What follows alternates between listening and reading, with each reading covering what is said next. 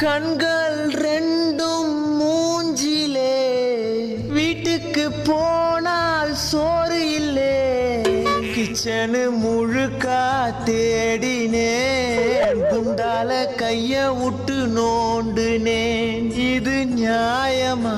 வயிறு காயுமா? 2 தோசையாச்சு சுட்டு போடுமா?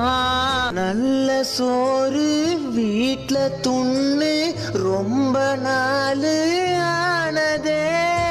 4 நாளா பட்னியாயிருந்து வயிறு வெந்து போனதே.